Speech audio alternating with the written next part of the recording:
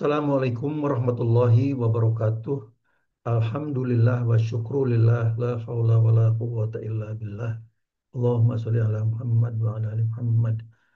Selamat datang di studio kami Islamic Science Research Institute, pengelola dan pemilik data Twilight atau Rembang yang paling komprehensif di dunia.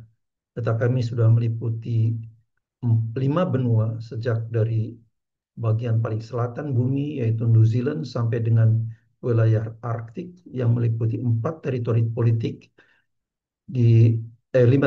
politik, 4 di Eropa yaitu Finlandia, Islandia, Greenland, Norwegia, kemudian 1 di Alaska. Data kami sudah sekitar 2.200 data Twilight, artinya 2.200 hari. Jadi ini adalah koleksi data yang paling komprehensif di dunia. Uh, pada bulan September 2023, jadi hampir eh, 2 tahun yang lalu persisnya, seorang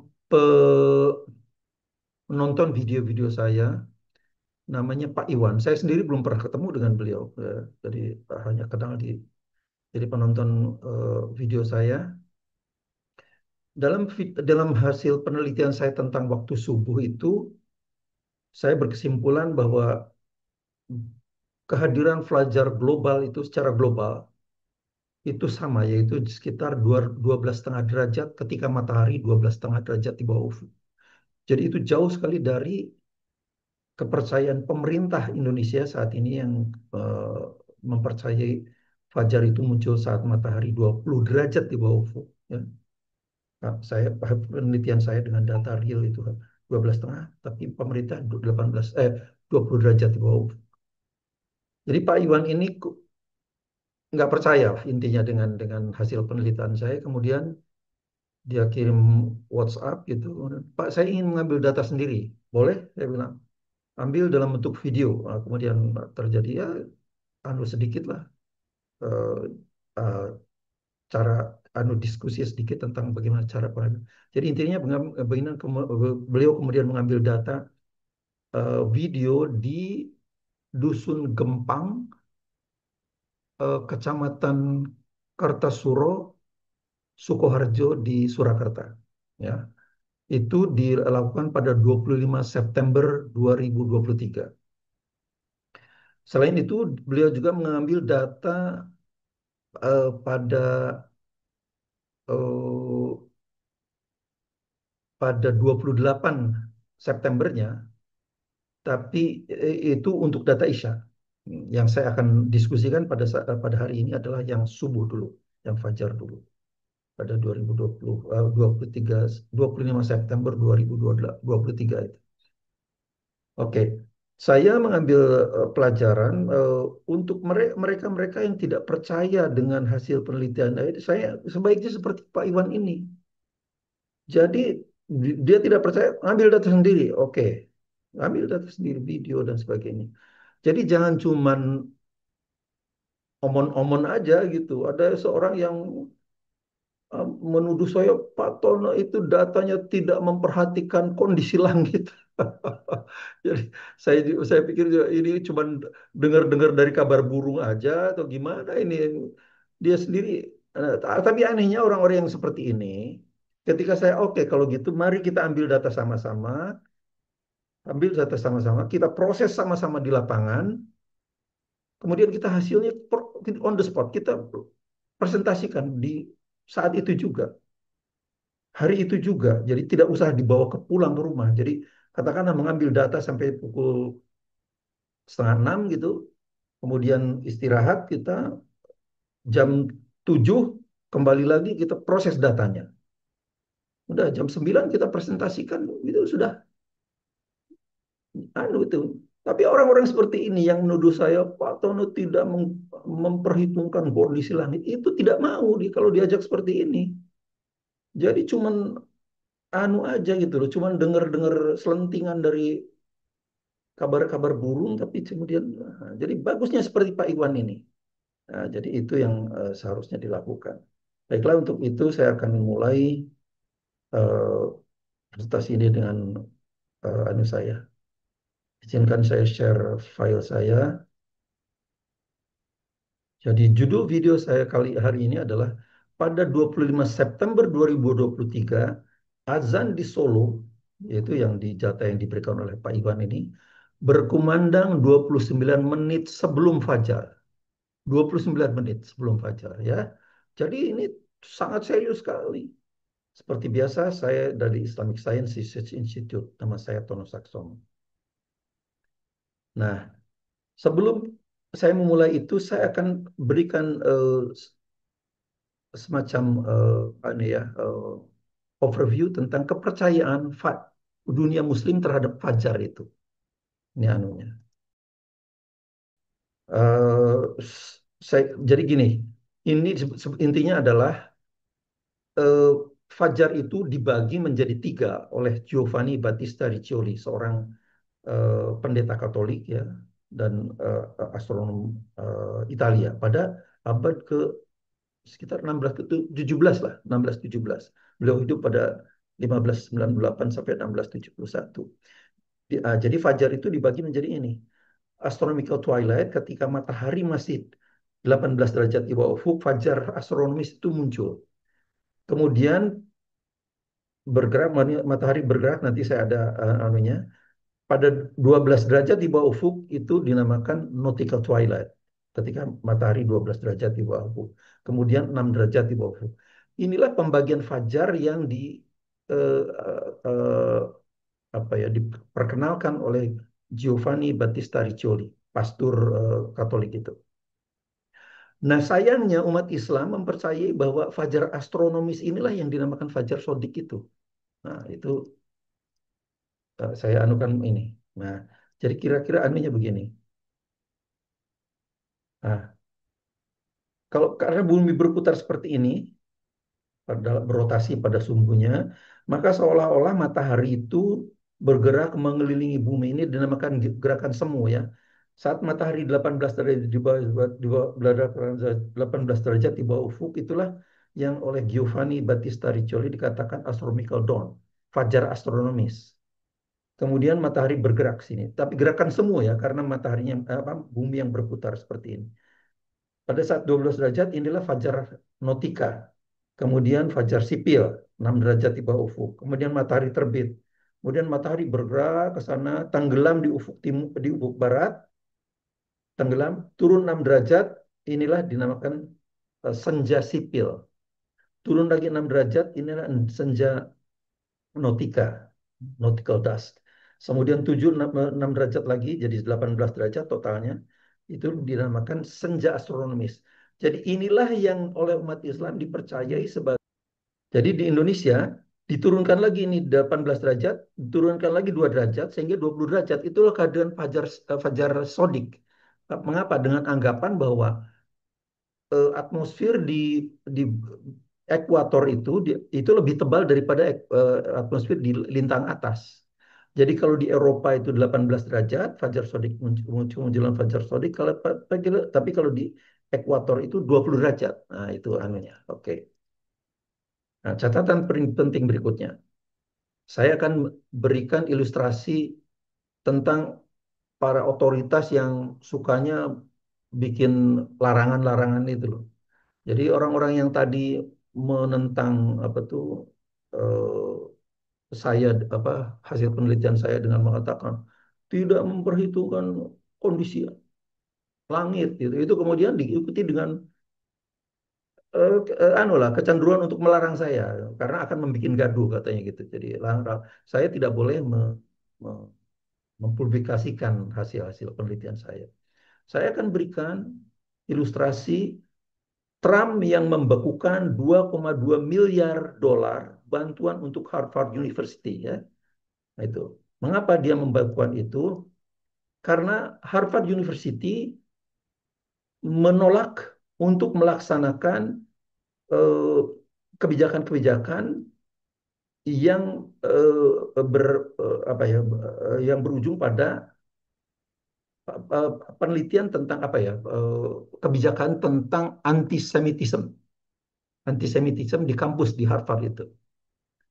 Antisemitisme itu kalau dalam eh, pemahaman modern sekarang ini anti Yahudi lah kira-kira begitu. Tapi sebetulnya eh,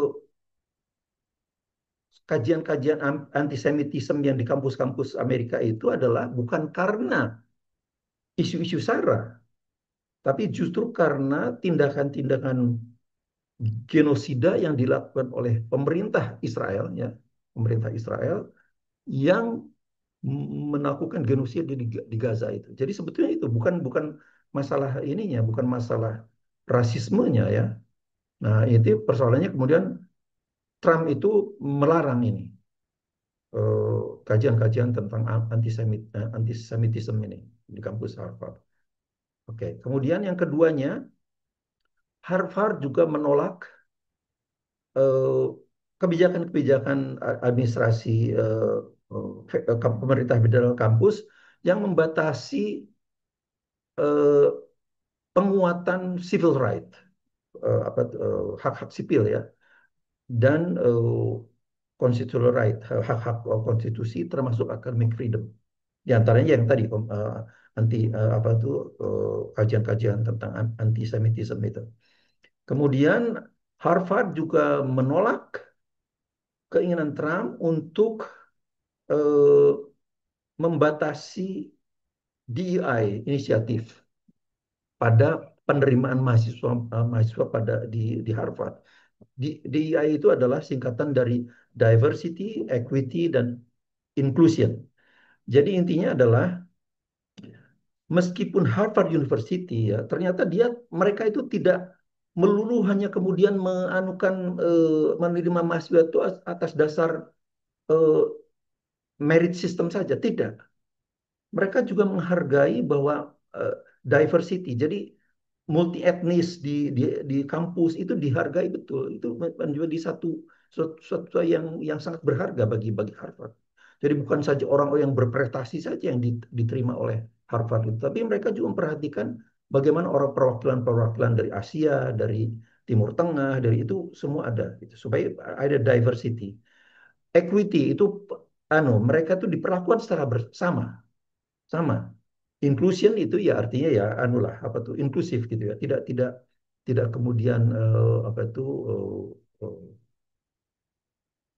apa ada perbedaan ras, ada perbedaan itu. Jadi inklusif ya itu. Jadi nah ini oleh Trump itu diminta untuk jadi pokoknya lakukanlah orang-orang yang berprestasi saja yang masuk Harvard itu kira-kira begitulah. Tapi Harvard menolak ini.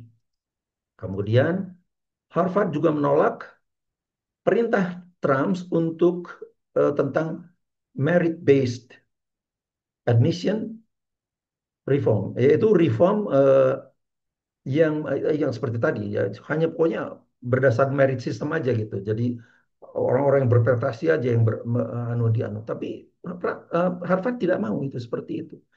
Jadi mereka juga ingin merangkul semua etnis ada perwakilannya di Harvard gitu ya.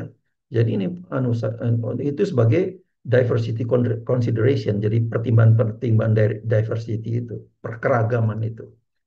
Nah, kemudian kebijakan Trump yang seperti itu yang tidak dipatuhi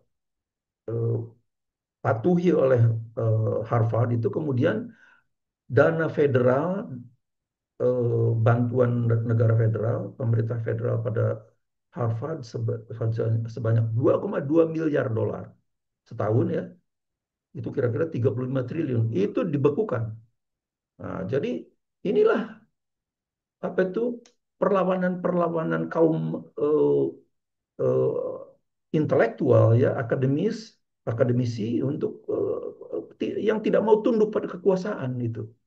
Nah, kemudian ada kecaman Barack Obama juga. Barack Obama mengecam kebijakan Trump ini. Obama menamakan eh, kebijakan Trump itu sebagai unlawful. Jadi apa itu apa itu, tidak tidak lah, tidak sesuai dengan hukum lah gitu ya. Jadi apa melawan hukum dan ham-handed itu kayak jadi kalau ham itu di mes gitu ya di ham-handed untuk untuk mengatakan bahwa apa kebijakan Trump itu seperti itu. Jadi apa itu meremas kebijakan apa kebebasan akademis gitu. Dia menghargai Harvard University yang apa, menentang itu sebagai menentang kebijakan Trump itu sebagai unnecessary federal overreach. Jadi tindakan pemerintah federal yang terlalu berlebihan lah. Dan Obama mengencourage, mendorong agar semua institusi yang lain juga menolak ini. Jadi universitas-universitas di di dianukan diminta untuk menolak juga ini.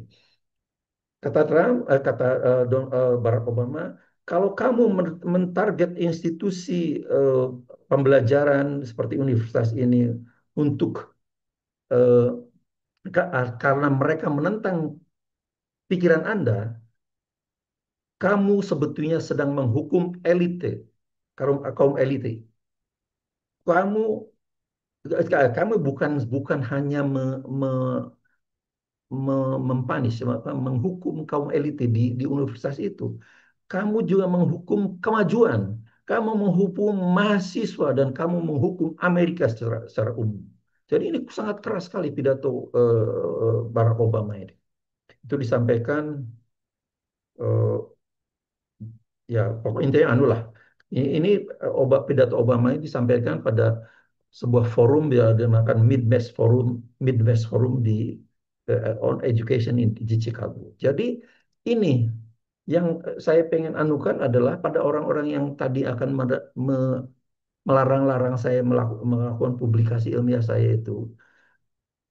Percayalah, akademisi akan menentang Anda. Kalau Anda tetap bersikuku seperti itu, kami akan tuntut Anda.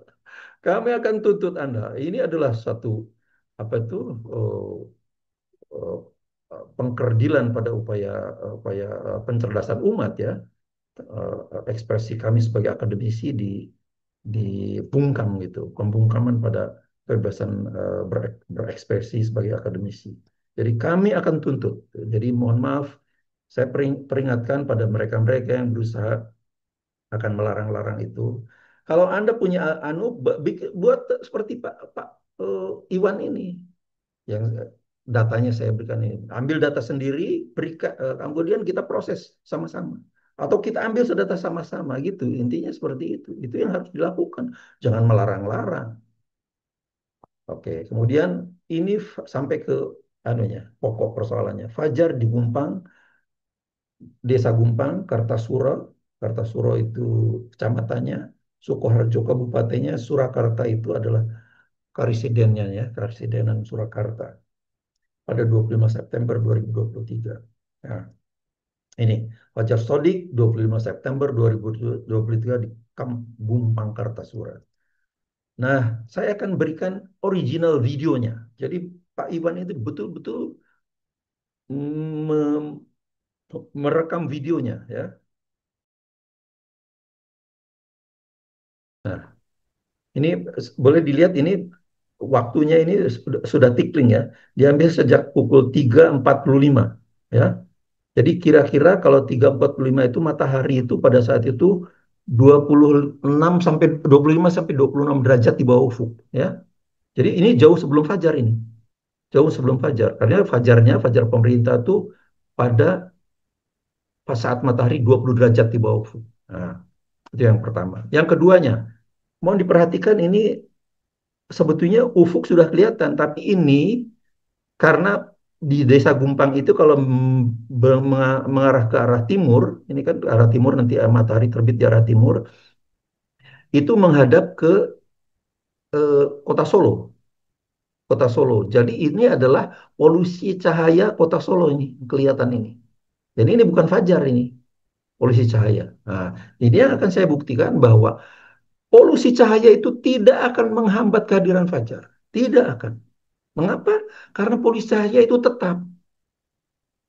Jadi sangat salah sekali anggapan-anggapan yang bahwa Pak Tono tidak memperhatikan kondisi langit.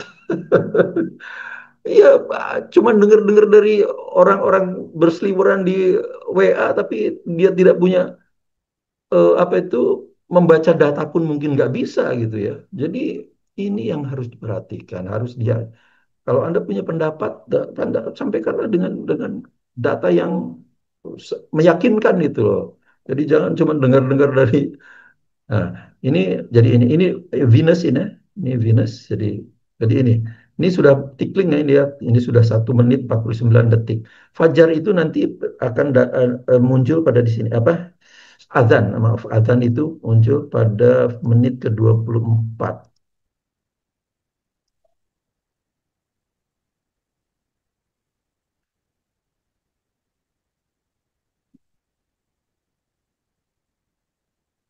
ya. Ini azan mulai. Jadi tadi azan mungkin sekitar 4 lebih 8 atau lebih 9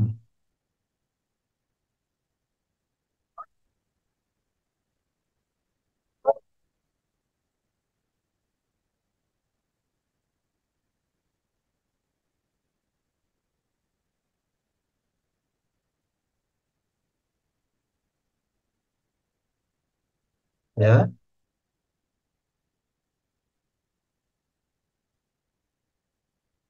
Jadi seperti tadi saya sampaikan, fajar itu di dikumandangkan pada saat matahari 20 derajat di bawah ufuk. Ya, ini saya matikan saja ini. Nah, fajar itu nanti akan, ini belum fajar, belum muncul. Jadi karena tidak ada bedanya tadi dengan saat masih 26 derajat di bawah ufuk. Nih, saya kembalikan lagi. Ini, jadi belum ada pada saat ini dua fajar tadi kan, ini azan kan di sini nih. Nah, pada menit ke 25 kan. Nah, fajar itu baru muncul, coba ini.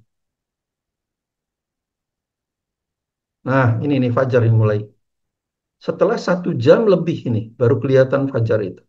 Ya, jadi itu yang itu yang dinamakan fajar. Nih fajar nih tuh. Jadi kita harus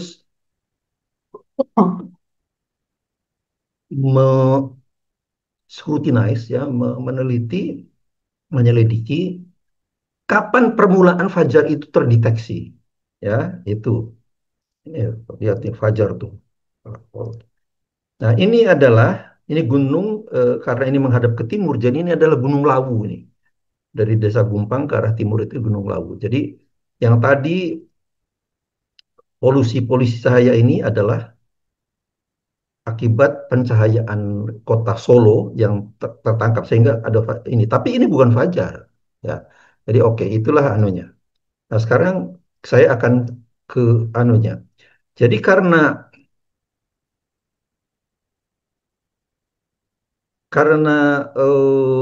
ada ini gangguan-gangguan ini, ya. Waktu ada anulah apa tuh caption untuk video ini. Kemudian saya hanya mengcrop ini. Data yang saya gunakan adalah hanya ini ada yang batasi oleh kuning ini. Sehingga ke sana eh,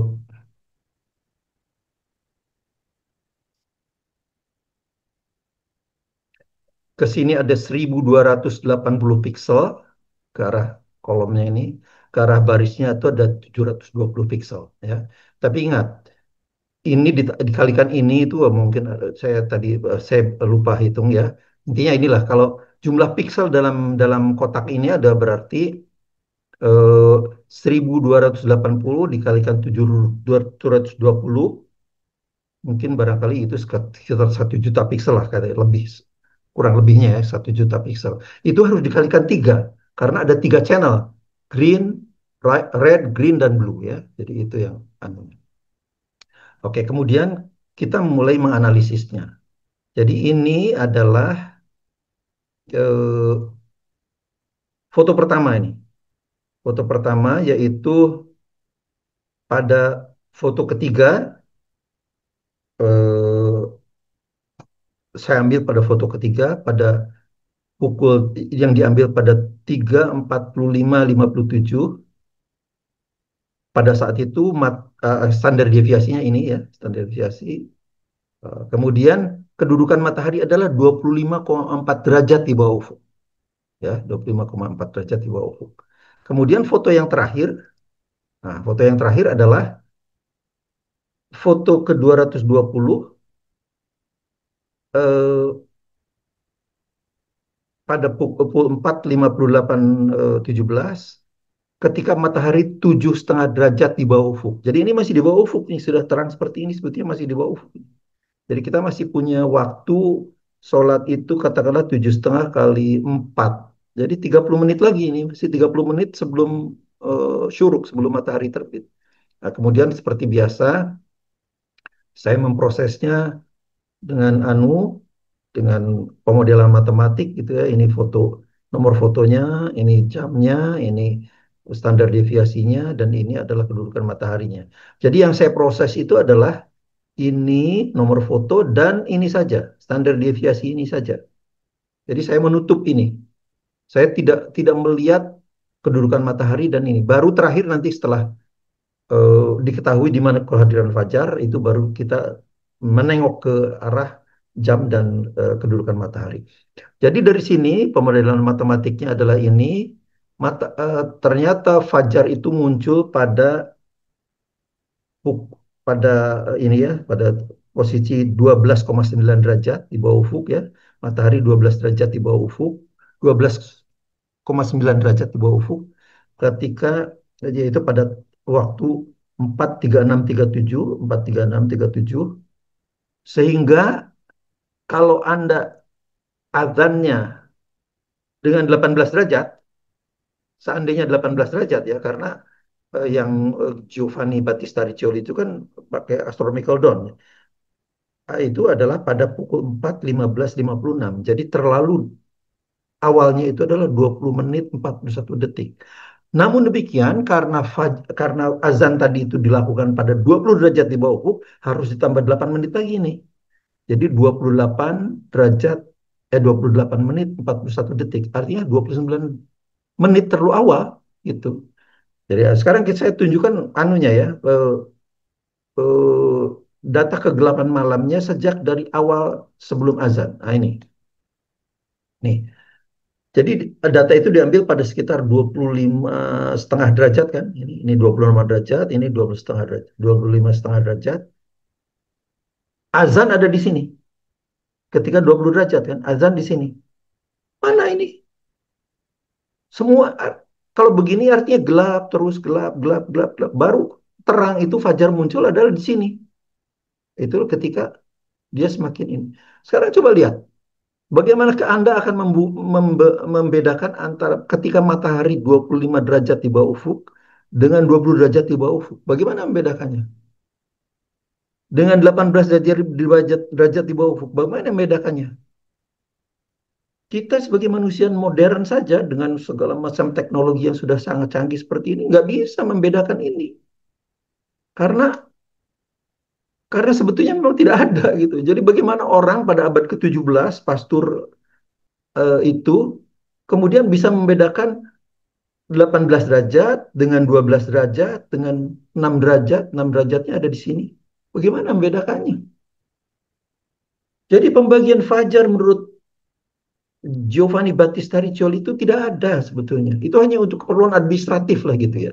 Tapi secara fisik itu tidak ada kenampakannya. Jadi orang-orang yang bersikukuh bahwa apa fajar sodik itu apa sholat subuh itu dimulai ketika golas. Golas itu katanya gelap.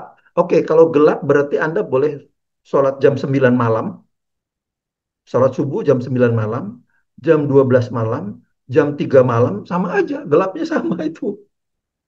Jadi golas itu bukan gelap, tapi adalah pertemuan antara gelap, ini gelap, yang ini terang. Nah, pertemuannya itulah yang dinamakan. Nah, itulah yang tadi saya tunjukkan 12,9 derajat di bawah ufuk ketika matahari. Nah, ini anunya.